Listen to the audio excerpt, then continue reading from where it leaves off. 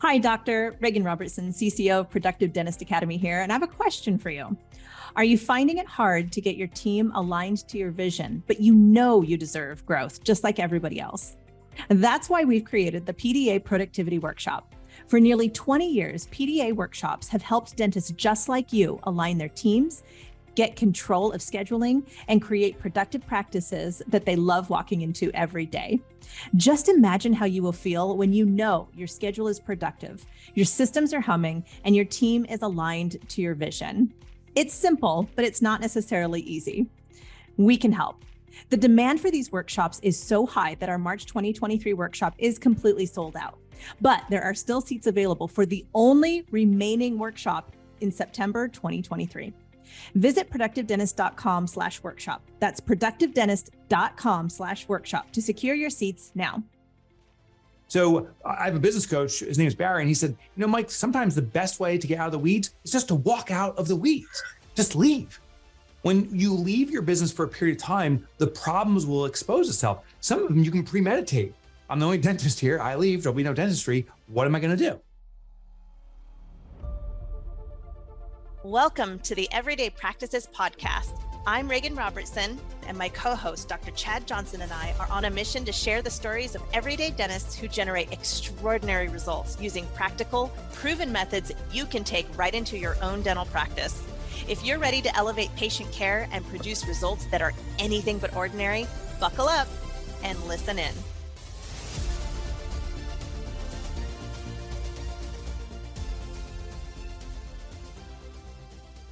Doctors, how would it feel to enjoy an uninhibited 4-week vacation, one where you didn't worry about the practice, your patients, or even your team?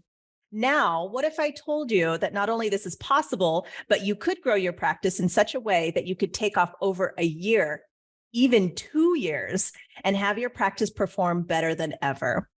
That may feel like a dream more than reality. As business owners, we do know what it's like to have the prestige of business ownership, but feel like we live in entrepreneurial poverty. Our guest today, Mike Michalowicz, is on a mission to eradicate just that. As the best-selling author of several books, including Profit First, The Pumpkin Plan, and Fix This Next, his latest book, titled Clockwork, Revised and Expanded, features a system that can help you achieve the lifestyle you deserve. You can tell we're really excited about this. Chad and I have worked with many dentists who sing the praises of Profit First, and we cannot wait to dive into this and learn how the Clockwork system can help dentists looking to pop to that next level and gain the freedom of time so you can do what matters to you most. Let's welcome Mike Michalowicz to Everyday Practices. I like how you said pop. Pop. Okay, so we got that. Popped. And a positive. Appreciate it. You are very welcome. Yeah. All right. Mike, why are you on a mission to end entrepreneurial poverty? Okay. So getting right into the meat of it. Geez. You want me to start crying? I'm going to start crying probably. So I'm an entrepreneur my entire adult life, and I thought I had it all figured out. I was full of arrogance and confidence, inappropriate confidence, because I'd built some companies, but I really didn't know what I was doing. I didn't really appreciate how much luck came into play in my favor. My third attempt was to start 10 businesses because I thought that was like a real smart idea. And I was horrible at it. I destroyed the businesses. They were not successful. I lost everything. And my daughter felt compelled to save my misfortune to support our family by volunteering her piggy bank. She said, "I'll provide for us, Daddy, because you can't." She was 9. And that moment became this defining moment for me. Not in the moment, though. That's the key thing. It wasn't like I was next morning, I was like, I got this. It's in reflection on that moment. I'm like, my God, I know so little about entrepreneurship. And I still know very little, hopefully an ounce or two more. But I endeavored, I'm going to learn everything about this responsibility, this job that we have. And I'm going to share everything I know, the best of what I know. So that's why I'm on this mission, because it's painful when you mess up. And I messed up really badly, and I'm not going to allow it to happen to myself or anyone I come into contact with ever again. Well, we're excited to kind of bring this into the dentist realm. That's, like what this podcast is for. It's if engineers want to listen or whatever, that's cool and all, but this specifically is for dentists and whatnot. And within our group, within our culture, we've had a couple people that at first, I mean, man, it was about 5 years ago, Max Thaney was like, I'm reading Profit First. And I was like, I am too. He got it implemented right away. And I kept on dragging my feet on that. More in a few minutes on that. But so I just thought I'd let you know, this is doing hopefully a lot of good for the potential listeners down the road listening to this within the dental sphere. So thank you. Oh, thank you. Go ahead, Reagan. You got. Yeah, absolutely. There's, I'd heard a little bit more about your story, Mike, at Donald Miller's Business Made Simple Summit, and it reached in, grabbed my heart, and probably pulled it out, because no parent, no spouse wants to go in. Well, they don't want to go in and say, hey, I've really messed up, and this is going to affect our family. And I feel like some of the best solutions are born from that level of pain, and to be able to transfer it into a system that people can actually use to better their own lives is an incredible feat. So in the book, Clockwork, which is a fantastic book, my whole leadership team has it now. Thank you. Yep. You mentioned several tools. I am a huge fan of tools, including the Big Bang, the Big Promise, and the Queen Bee role. Can you briefly explain what these are and how they fit together? Yeah, for sure. And they do work almost like gears. So the Big Bang is derived from Jim Collins' work. He talks about the big, hairy, audacious goal, the BHAG.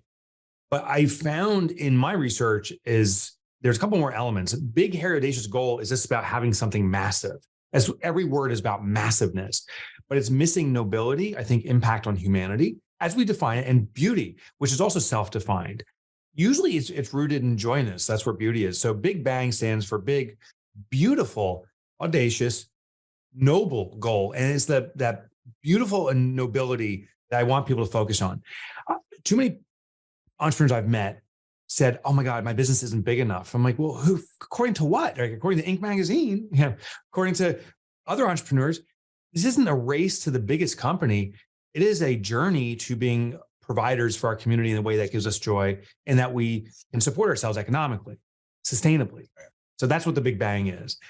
My Big Bang is to eradicate entrepreneurial poverty. I found often it ruminates from a trauma we've experienced in our lives. And if you look back at traumas in your life, we've all had it. Some of us, many of us, sadly, far more severe than financial trauma. But if you look at it, we have the right to say, I will never allow this to happen to myself again or anyone I come in contact with. I think it can become a stance. So we can become a victim to it or make it a stance. And I just want people to explore that. It's not perfect for every situation, but trauma can be a wonderful gift. I'm putting big air quotes around this in that capacity. The Big Bang for me becomes a driving purpose. I don't necessarily care if other people know I'm on a mission to eradicate entrepreneurial poverty. They may resonate with it, but they may not. But for me, this is life mission numero uno. Now, the Big Promise is important to my customers, my clients, the people I serve. This is the commitment I make.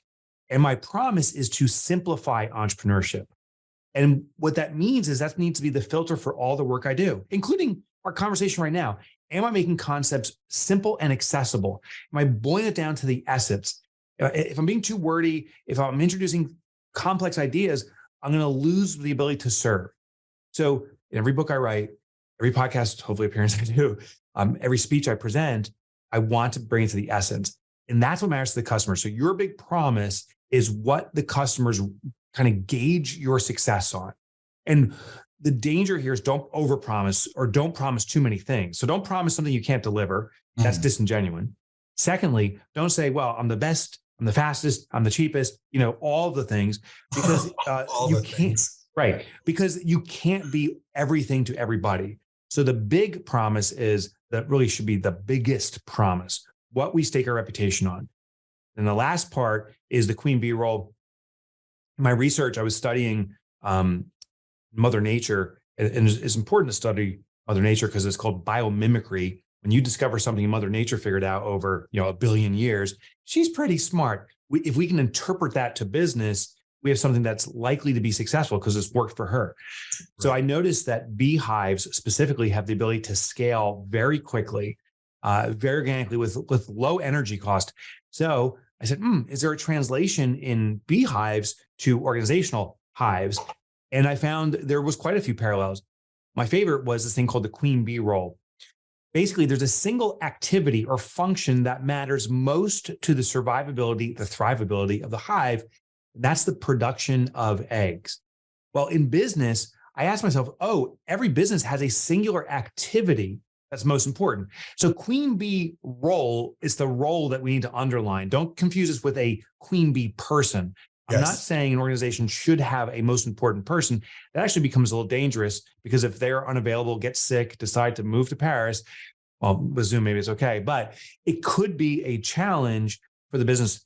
So we don't want to be dependent on one person, but a business by definition must be dependent on its most important activity. We have to define it. Sadly, most small businesses don't know what the most important activity is. They just say everything's important. And therefore, they keep hitting these ceilings. I can't get past that million or whatever the number is. But really, they haven't become the masters of their craft, mastering that core activity first. Other things are important. The queen bee role is the most important.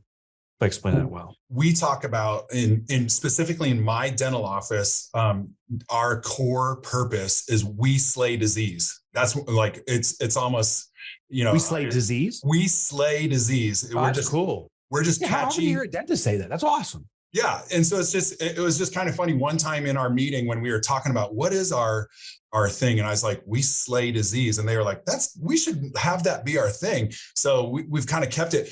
But when I think about it, like a lot of dental offices, mine included, we know who the queen bee is. And this is kind of whatever gender weird, but like I'm the queen bee.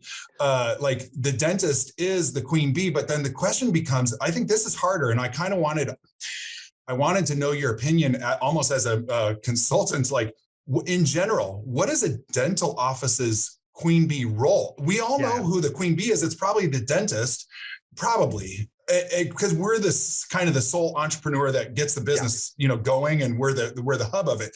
But the queen is the role. Could I make that core purpose my queen bee role, that we slay disease? Like that's what our purpose is, and that's what our role is. You're very close. You're very close. So the second you identify that you are the queen bee, that means there's a singular dependency, and that is a problem. The day you're sick, the business dwindles. The day you can't come to inherently, that's a dental problem. Yeah. Yeah. So we need to find a form of redundancy. We have to find it. And it's out there. The obvious thing is, can you find other doctors and so forth? But there's probably more to it. But the queen bee role is the activity that supports your big promise. So your big promise is slaying disease. My ask to you is, of all the things you do, what most ensures that you're slaying disease? Yeah. So more like some of the specifics about what procedures we do. Would it be procedural? Totally be procedural. It's always an activity. Okay. So because you're staking your reputation on slaying disease. So we got to prevent disease from happening. So is it the cleanings? Is it, which sounds preventative, or is it the curative work, which sounds like a cap or crown? We got to pick what most affects that. And then we have to master it. Now, I'm not saying don't do the other things. I'm just saying they're secondary. We have to be world-class at one thing. And then your reputation for slaying disease will precede you. Yes. Okay. And then you may find out, by the way, your queen bees, if say it's the preventative, it's cleaning, maybe actually the dental hygienist. It may not be you. Correct. They may be the queen bee. Yes. You see, I muted myself because I was exploding over here. You're absolutely right. Like, Chad, that takes slaying disease and it turns it into a completely preventative focused model practice. So it's not the tooth is already broken. It's we're looking proactively and holistically at the entire person. I think I understand this better, Mike. So and I'll be real gutsy here. If you do that, you can change the paradigm. I don't know if you notice in China, I think it's in China, doctors are not paid for healing you when you're sick. They're paid for keeping you well. Right. So why not be the dentist that says, we pay you, we will care for you not to have cavities or not to have whatever the disease may be. And when you have that, that's on us because we're doing everything to prevent it. And you have to adhere to our regimen. You better come in every month and you better pay this, fee or whatever it is. But I'm not saying it's the perfect model, but we can start reframing it and then we redefine the industry. We become the authority. There's even a small possibility, like we've done that in our limited exams, cost more than our recare regular exams. And our idea is it's just like we're incentivizing people coming in at a regular basis rather than, like throwing off our schedule. So Regan, you got next because we know our time is precious with Mike. Keep going. So, Mike, what I love about how you take the BHAG and you combine it with the nobility and the beautifulness of it, you're taking data. So a lot of companies take the data. That's the transaction. That's the number. That's the numerical goal that you have. And you're putting a purpose to it. Yeah. So I've always said data plus emotion equals your action. So you're bringing in that deep why. Oh, it gets better. In chapter 11 is the take the 4-week vacation, which is going to be exciting to every dentist. Wouldn't we all like to take 4 weeks of straight vacation? And the statement from your friend of yours announced that in 2 years' time, he wants to be living in Italy. So he's forward casting it. And I chuckled because one of our doctors, Dr. Samuel Moss, he was able to move to Italy for a full year. We have a consulting company, if you're not aware, with dentists. And so he took the time off, and not only did he take the time off, but his practice produced better than when he was actually in the practice. And Mike, what you do is you take it a next step further, and everybody listening, pay attention to this. Mike went in with Greg and talked about how Greg could be able to give his employees 4 weeks of vacation off in a row too. Yes. So you turned the 4-week vacation from a BHAG, in my opinion, what's serving me as a business owner, and you took it to that noble route and said, okay, if I'm benefiting, how can we actually even make it so the team benefits as well? My question for you is, I'm big into the how. There's a lot about the why. Sure. You put in a how. You put in a how with milestones with this, how to plan it over 18 months, which Dennis, you will understand, because if you're wanting to drop insurance, you put a plan in place that takes time. So Mike, what do you love most about your 18-month plan that you've developed, and what support is necessary to make sure this really sticks? Oh, great questions. I want to start off with the why just a little bit more, because there's a little Jedi mind trick playing here. When you take a 4-week vacation as the owner, yes, it serves you. When your employees go, yes, it serves them. But there's something far greater that's invisible. It is the best way to serve a business because it's a fire drill.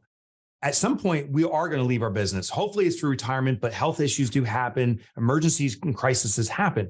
And I remember growing up as a child, at my grade school, they had a fire drill, and you didn't know when it was coming. All of a sudden, the alarm would go off, and everyone would stand up in single file. And the first few times, it was clunky and chunky, but within a few sessions, we knew how to exit.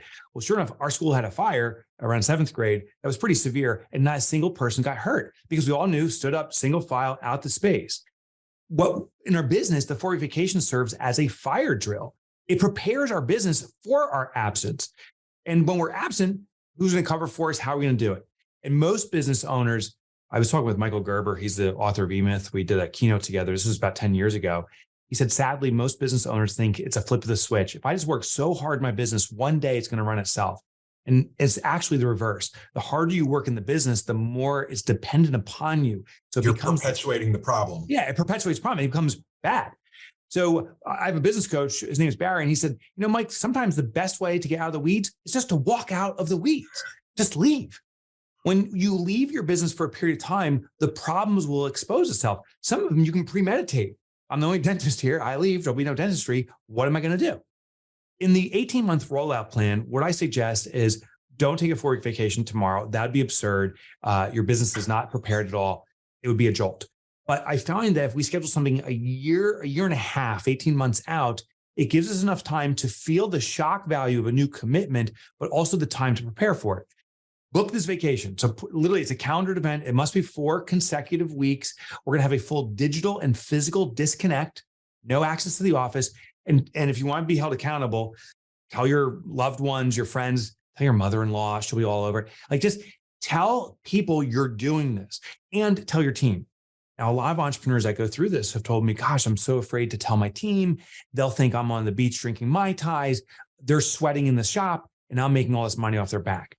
The reality is, it's an empowerment. You're trusting your employees with the keys to the kingdom. So when you tell them, I'm taking a 4-week vacation, say, because I trust you to run this business.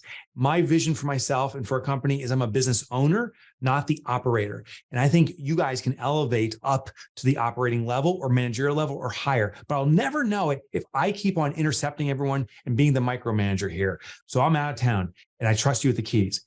So tell them. Then we start doing these tests. So you schedule a 4-week vacation 8 months out or 18 months out. I'm going to take our first vacation maybe in about 3 months. Do everything I can to prepare for my absence. I'm going to leave for 1 week. Again, a full disconnect. For almost any business I've studied, even if things go to hit the fan, you're A-okay after a week. You can recover from that if you're away for 1 week. But what it does when you leave, it starts exposing the weaknesses. That backup or alternative dentist we had coming in couldn't hold the standards we adhere to, or our clientele were shocked that you weren't around, so they're so dependent on you. Okay, we just start arming and preparing our clientele to work with other doctors or something like that. We go through a cycle. Then we take a 2-week vacation. Maybe this is now 6 months out. Try a 3-week block. That's maybe a year and a half out. And then we go for the ultimate 4 weeks. Last thing I want to share is why 4 weeks. For every business I've studied, and it was true for every business goes through monthly cycles. We close out the books at the end of the month. We have new patients and clients coming on board. Maybe some people leave us. We have HR issues. We have invoices, collections, insurance. All this stuff happens every single month. So if you're absent for a full month and it runs successfully, the business will likely run successfully into perpetuity. And now you have a business that I call clockworked.